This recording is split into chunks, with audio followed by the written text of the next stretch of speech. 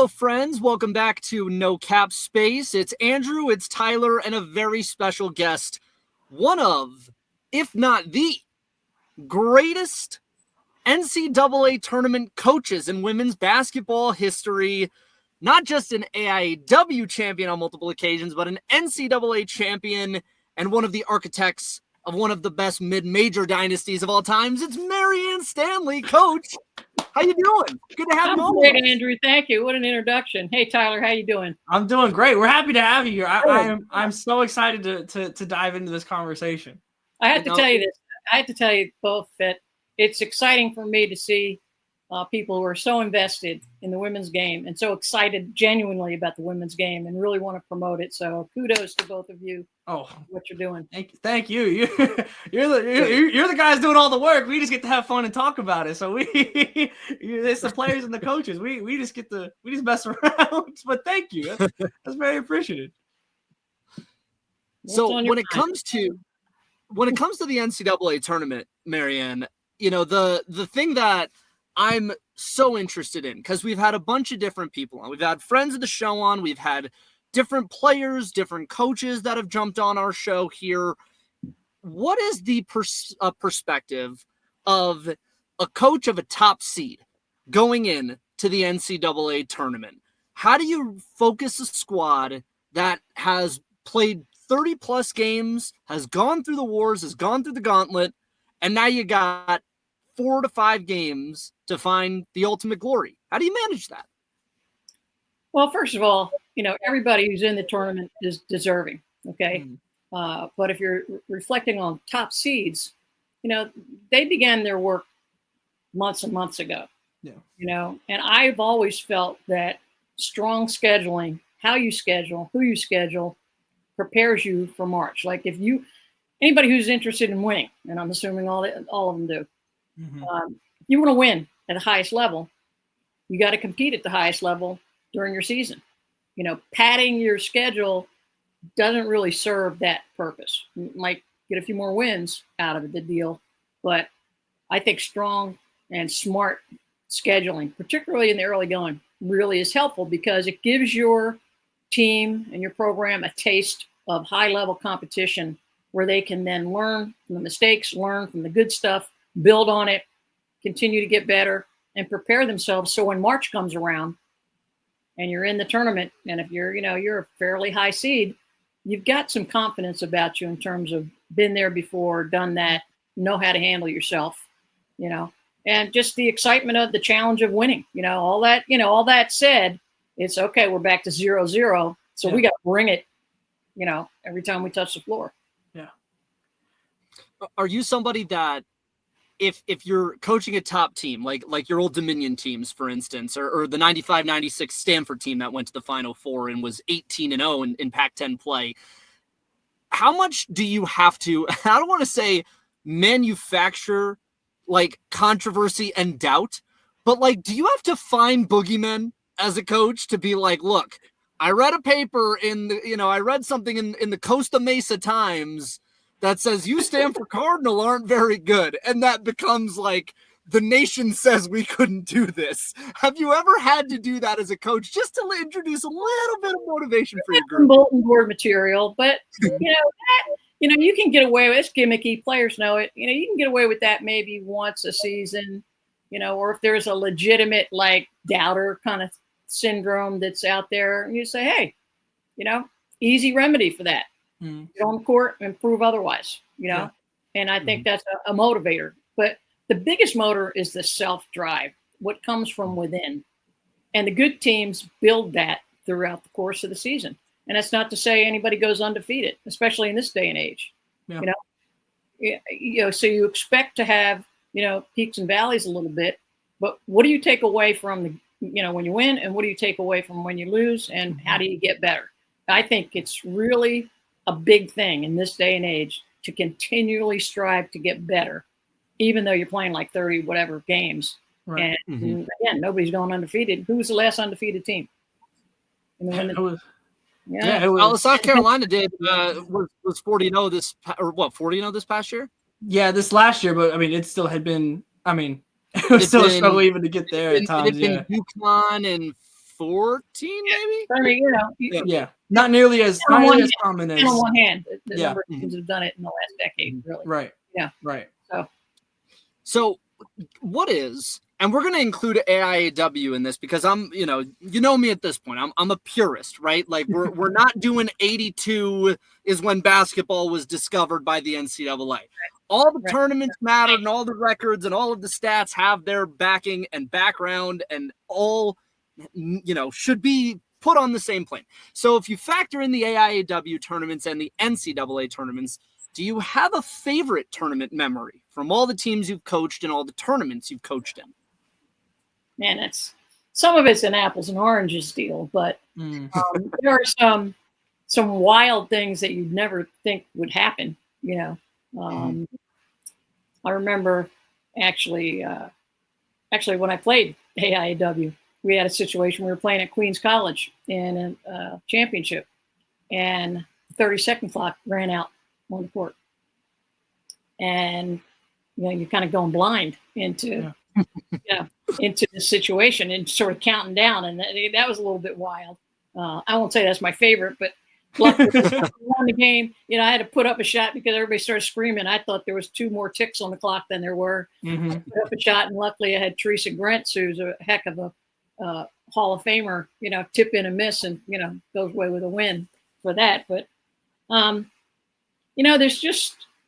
there's so many great moments throughout the tournament, and having been to multiple tournaments, both as a player and a coach, it's hard for me to just select, any one. Had some great rivalries with Tennessee, had some great rivalries with Louisiana Tech, had some great rivalries with people like Long Beach State. Great rivalries with some of the best that have ever played. And there's always, moments throughout the tournament where someone just steps up and is incredible. And, I've seen players over the years, a memorable performance that stands out in my mind was a regional game when I was at USC. Cheryl Swoops put, I don't know, like 40 on us. I mean, just an incredible player. And if you have never seen Cheryl Swoops play in her prime, you really missed something. Yeah. It's like saying you haven't seen Diana Taurasi in her prime. You haven't seen, Maya Moore in her prime. It's, just one of those types of players. But there are always those. Like, I'm excited about this tournament right now to see some of the people that are playing. I mean, there's some great talent, talent on the college level. Scary talent. Yeah, so it's very good.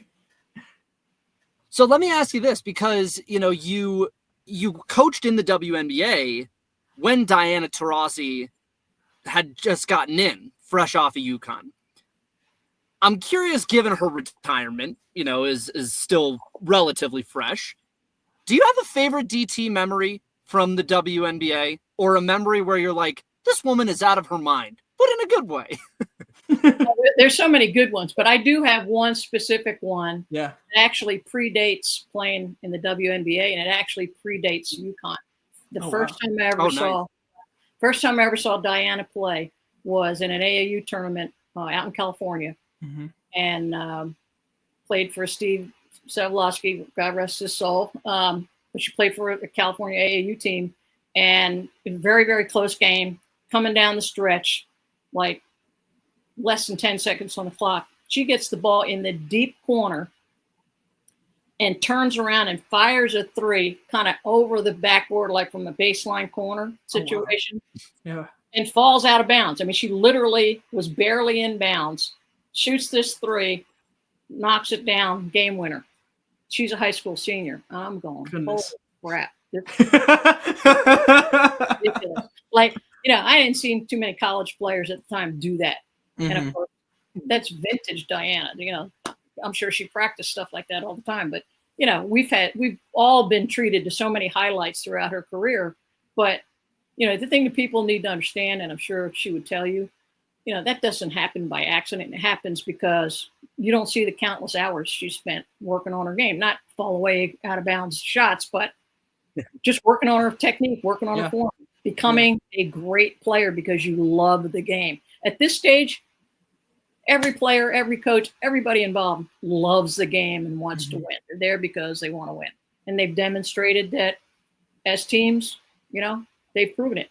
So I couldn't be more excited to watch the tournament this year, honestly. Oh, it's gonna be so fun. I know one team that obviously has some of the best. I mean, and historically has some of the best talent is Notre Dame, and like they're coming in in kind of a rut. So I not to ask specifically about Notre Dame, but more just from a general kind of like coaching philosophy. As if you're in a rut late in the season, they started off the season super hot. You get multiple great non-conference wins, and then you bow out early ACC tournament, lose a couple of games down the stretch, like. When you're in a rut this deep into the season, whether you just kind of hit a wall or maybe you get complacent, like how is it? What is kind of the balance maybe of like players having to be the ones to figure that out and to kind of get themselves out of that versus the coach? And like what was always kind of like your philosophy? If your team is in a rut, you drop a game or two in a short span, like what is that kind of the strategy of getting ready to bounce back and be at your best again? Yeah, great question. Well, obviously the coach has to lead on that. Right. Not let people, you can't get too high or too low, no matter what happens during the course of the season. But if you're in a rut, it's pointing out like, hey, okay, what do we need to do to get back on track to what we know we're capable of doing? And, we have a philosophy, we have a way that we like to play. Have we strayed away from that? Have we been distracted in some way? That's where the leadership of the coach and the coaching staff comes in. And then the players do have to take ownership. At the end of the day, they're the ones out there playing. You can only guide them. And, I think true leadership as a coach comes from pointing the way so that the players can then go in that direction. They're going to own it if they're truly competitive, which they are. Right. And it's funny you mentioned Notre Dame, my girl, Muffet McGraw, former Philly girl. Absolutely. Play against each other in high school. Oh, yeah. But and now Nia Lively taking over the reins and doing a fabulous job, just doing a great job, having come through the system. But, Muffet established a mentality and a culture there of being winners and making sacrifices. Every team understands you got to make sacrifices. It's not about any individual. It's about the collective, and you got to buy in or you're lost, So these teams have all gotten to the buy-in stage, obviously, and I'm excited to see one or two upsets. I want to see who's going to. Oh yeah, who's going to. That's the best part. That's the best part of March. Early on we got to have a little bit of chaos. Well, I got my favorites too, but Yeah, so of course, everyone does. Everyone does. How about the guys tournament the other night? I'm going to ask about that. Like that, Crazy already. For that crazy. And I think you can't script it, and you can't script it. And I think that's some great first work too. Yeah.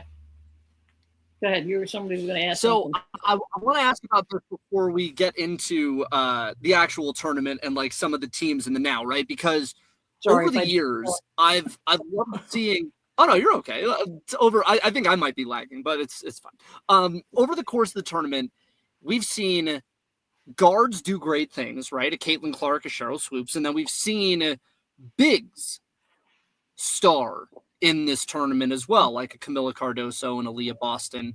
You have had a litany of great players over the course of your career, right? You've had a Lisa Leslie, a Kate Starbird, a Medina Dixon, a Nancy Claxton, and then also probably most notably a Nancy Lieberman, right? A Nikki McCrimmon, and elite guards that have been major portions and parts of the teams that you've won titles with or gone deep in the tournament with. Would you say this is a guard tournament or a forward tournament? What would you, if you're a coach and you got to pick one that you feel can get you all the way to the promised land, is your first pick in the hypothetical draft a big or is it a guard when we get to bracket play like this? Ooh. Well, I'm going to, just say you need both. Okay. Yeah, fair enough. I love the three ball. I love the great guard play. I think great guard play is extremely important and can take you way deep into the tournament. The caveat is if you're playing against somebody who has good guard play as well, but they've also got a big who's mobile, who's agile, who can shoot it, who can defend, what's your answer? That becomes, an immobile big, or someone who has some strict, limitations on their game, Sure. that might not, that might be something that you can work around with, just superior guard play. But I think in this day and age, the stretch 4 and 5 player, changes the game dramatically. So, and we've got some good bigs. And that's not to say that somebody who can get down on the block and just overpower people, doesn't have a place. Far from it, But, if you're going to, they better be somebody who can pass then, because you're not going to let someone get down there and score 30 on you. So when you double team them, can they pass it out to shooters? It's that balance of both. I think you can advance pretty far into the tournament with just one style, a dominant bigs with, a couple of good guards, or great guard play. Maybe you're on the smallish side. But then when you get to about Sweet 16 and on, you better have balance. You better have a little bit of everything. And that doesn't mean you have to be super tall, but you got to have people that can bang inside. Like, I'll just throw a name off the top of my head, like somebody like Anissa Morrow, plays bigger than 6'1". Absolutely. Name came to me. But you know what I'm saying? Like, you don't have to be 6'6", but you better be able to be active, be mobile. You mentioned Tracy Claxton, one of my former players. I mean, Tracy, we listed as 6'1". She might have been 6 foot tall. And until Brittany Griner broke her rebounding record, Tracy at 6'1" held the Final Four total rebound record. Oh, wow. For her performance. And she was 6'1". But she could leap. She was quick, great hands, very active, very aggressive. So, there's no one way to get it done. As we've seen, I'm excited about the different styles. What about you guys? Yeah, I'm stoked for it. Like, it's very like system versus star power in a lot of different ways too. Because like I think South Carolina might be the best balance. Like, or UCLA has the balance. You have the bigs, you have the guards, but then you got just some incredible star power. Like with certain teams that you might have like one dominant guard, but I mean, so it's interesting for me. Like from your perspective, I think one of the bigger like kind of critiques of like the women's side over the years was like the lack of parity now. And like, I mean, I think that was kind of blown out of proportion at a lot of times, frankly. But like for you, how have you seen like maybe just the spread of talent evolve potentially? Like, obviously you still have your powerhouses, you still have your programs that are massive. I think NIL and the transfer portal have obviously changed the game in a lot of ways in that way. But like, as you're heading into a tournament that, it feels like this is one of the more open ones, even just from the top teams that we've seen in a long while. I'm just interested, like from just the evolution of the game and the evolution of the tournament. Like, what are your thoughts on that? As maybe whether it's just a sheer volume of talent across the nation, or if it's the portal spreading it out, or like what is kind of your take on that evolution? Well, I think we're seeing the growth of the game that we've always felt could happen is happening. We're in the middle of it, and the last year in particular, we've finally seen a spotlight shown on it, on something that has existed for a while. Absolutely. I mean, you name your top 10 teams, they didn't just become good teams in the last 2, 3, 4, 5 years. They've been good for a while. Right, for sure. Now you got a lot more people joining the party because, there's been more investment in the game from all levels on up. So the game has grown.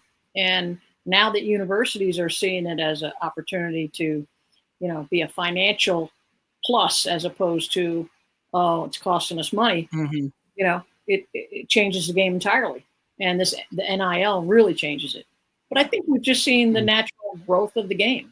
I said to Andrew one time not too long ago, I knew things were beginning to change when I was coaching college ball, and I was sitting in the seats at an AAU game. And it was the very first time sitting there watching, 2 high school girls teams play, that I saw 2 little boys come in the gym with their parents wearing replica jerseys of their big sister's team with the name on it. That's cool. They weren't wearing NBA or the local college guys team or any boys team, men's team. They were wearing the jersey of the girls team. Yeah. Now, this is quite some time ago, but I was like, oh my God, that's the beginning of things really changing, and seeing more dads come into the gyms, to see their daughters play. They don't just go to the, I'm going back quite a ways, but this has been a steady growth pattern. For sure. And, we're seeing the fruit of it. It's taken a while, but, here we are. And now we've captured the imagination, I think, of the sporting public. It used to be a thing where, the girls' game, who wants to see the women? Who cares? Well, a lot of people care. Yeah. And, the last year is evidence of that, if you said, name me one woman that you think really has captured the imagination of basketball public, you know who it is. Absolutely. Yeah. Caitlin Clark. Mm-hmm. That has happened. She's not the only one, but she certainly, just her skill set is incredible. And people who love basketball and respect the talent level, wow, okay, like that's special. Yeah. So they're watching. Yeah. The amazing thing too is the not just the parity that's spread along, but also like the different, I don't want to say brands, but the biggest schools that we've seen historically, right? Whether it be a USC, for instance, is back under Juju Watkins in a way that they were in the 1980s. For you, are there any particular programs that you would like to see make a deep run, if nothing else, to either reestablish the name of what they were, or just to reassert that this is a very dominant program and has been for a long time? Wow. Well, you mentioned SC, and of course, the storied tradition. I certainly spent some time there, but Lindsay Gottlieb has done a terrific job with them, and Juju's she's an incredible talent. I mean, she's a number 1 draft pick. Oh, for sure. Yeah. That kind of talent level. And, seeing them advance would be fun. Seeing UCLA advance would be fun. They have a great tradition in women's basketball. It's been a while since they've, I don't think they've ever had a number 1 ranking, have they? Yeah, this was their first time. Like they've hit a lot of highs over the course of this season. I go back to like Denise Curry and people like that, and they were pretty darn good. But I don't know that they had a number 1. Yeah, ranking. That's their first. Their top 10. But that's important for the game because people relate to, universities that have a sporting tradition, so to speak, and like that's good for the game. So like great for them. But it's so fun to see so many of these other teams, that are doing really, really well. I have to do a shout out to Fairfield University, Carly Thibault Dudonis, doing a terrific job, and she's got her work cut out for her, but doing a heck of a job at a smaller school, and utilizing all of the ways in which you can, level the playing field, so to speak, by style of play. Doing a great job. So you've got from one extreme to the other and everything in between, and it's just going to be fun to see how it unfolds. Yeah. So Tyler, why don't you open up the bracket here, and we don't need to go pick by pick, Coach, but why don't we run through if there's anybody here that you see going particularly deep, or your teams that you expect to see in the Final Four. Is there anybody that you would like to see in that third weekend, or any particular matchups that if you got to put the chess pieces in the right place in this bracket, you'd get those games? Well, I kind of looked at like the second round. Here you go. I'm looking at, I say Ole Miss gets the nod over Ball State, and then you've got a second round matchup with Ole Miss Baylor. Oh yeah. That's a heck of a matchup. Yeah. I don't know, but I think you might be able to flip the coin on that one. I think so too. I think so too. Round. Like that was one that stood out. My other sleeper pick is Vandy. Vandy. I am on the Vandy train. I feel so vindicated. I had to tip my hat. Shea Ralph's done a heck of a job, and it hasn't been overnight. She's really worked it hard for 4 years now, maybe 5 years this year. 5. Mm-hmm. I mean that's tough. I'm not trying to put the pressure on her. Oregon, is a tough out, but if they can win that one, if Vandy wins there, now you're looking at Duke. Vandy Duke. I mean, that's a big one in the second round. So, I don't know about the bracket construction. Yeah. I will say, To me, those are 2 second-round matchups. I was like, wow, because any of those teams could advance further, and somebody's not going to advance. Somebody good, really good, is not going to advance. Those were 2 that just jumped. I will tell you this: Vanderbilt is my upset pick over Duke in my bracket. Yeah, that's my crazy one. Could happen easily. That. We got any more? I'm trying to remember off the top of my head. I'm not. Yeah. See, would you like to see? I mean, obviously, the Battle of LA has been fantastic over the course of this year, and I feel like obviously the rivalry has always been there. It's no secret, of the rivalry between the 2 schools, but it's heated up to a level that we haven't seen in a long time, or since Juju's got there and everything. But man, the idea of a Battle of LA in the Final Four, what type of the pressure of that, it's one thing if it's a rivalry game, but then you put a rivalry game where the stakes are even higher, potentially, with a national championship on the line. As a coach, how do you even handle that? To try and bottle this all up and turn it into a positive feeling. You don't. There's a lot of basketball to be played before either of those 2 teams gets to that point. Very fair. You get there, you're no stranger to it. There might be, there's more at stake. Yeah. It's the crosstown rivalry, obviously. But, another good second round game, USC Cal. I mean, absolutely has done a hell of a job at Cal. And they, Cal, Mississippi State in the first round. Another coin flip. Yep. Tough. There are no walkovers in the SEC. Come on. Absolutely not. If both can get there, that's a tough matchup in the second round. Yeah. No, I'm with you. Probably know too much about each other. That's the other thing about getting a conference rival in the tournament. It's like, dang, you know everything. You know everything. So, I'm sure the coaches prepare 1 or 2 things and kind of have something up their sleeve that's new and different you haven't seen before, but right. That's tough. Yeah. And you coached Charmin. You coached Charmin Smith, didn't you? Look at you, Andrew, reaching back there for some history. He's got the Rolodex. That year I worked with Amy Tucker at Stanford. Charmin was there. Yeah, Charmin's a terrific person, terrific coach, great young mind, and I'm happy for her. She's another one that's worked really hard to get her team now positioned where she's always knew they could be. And kudos to her. I'll give you another first round one that I think is intriguing. Yeah. Tennessee and South Florida. Only because we know Jose Fernandez, his teams just kind of get fired up and anything can happen. And Tennessee is, got the name and they're the legendary Tennessee program. And they've done a great job under a new coach and love their style of play. That could be interesting. Yeah. Yeah, so there's just certain teams that you don't want to see in March. I feel like any the Dakotas are those teams, Florida Gulf Coast is those teams. There's just certain teams that are built to just give higher seeds just the toughest game.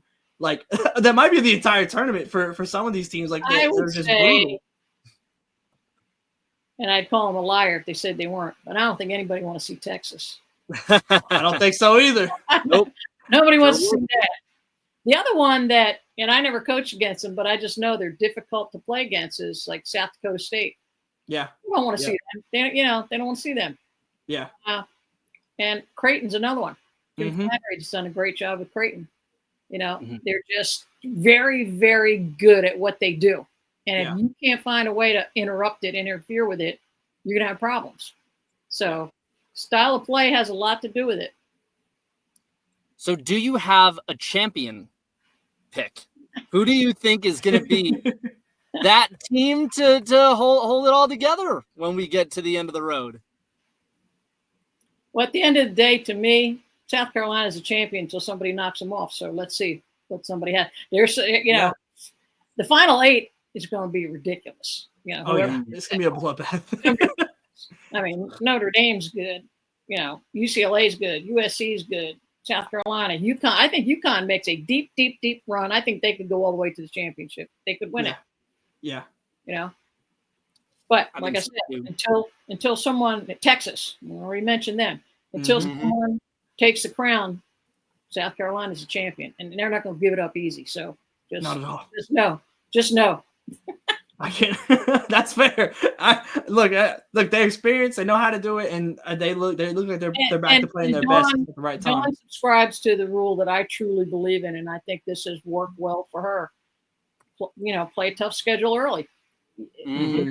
It's not going to hurt you when you've developed the type of program that she has, and you can say that about half a dozen other programs. Right. When you've developed that type of program, then you have buy-in. A loss is something to learn from. A loss here, a loss there, something to learn from. But it's the competition that helps you, forge that metal to then serve you well when you get to the tournament. And that's really what matters. No one's looking at your schedule, what you did in December right now, except the committee. And we're past that. Now here we go. We're back to 0-0. Who's ready to play? Who's taking everything they've experienced and forge it into something really, really strong and is ready to compete and to perform the way they know that they can. That's it. There's a lot to be said for being able to perform in the moment too. The tournament has gotten bigger and bigger. Spotlight's gotten bigger and bigger. So can't shy away. So the last question that I got for you before we let you go here, if you are looking at a coach getting ready for the tournament right now, drawing on all of your background and all your titles and championships, what's the advice you give to a coach that's in this tournament for the first time ever, regardless of seed? One, don't sweat the small stuff, but also savor and enjoy every moment. Like, you've already proven yourself that you got here. Okay. So you don't have anything to prove to yourself. You've already done it. Now go and play your style as best you can, be the best version of yourself.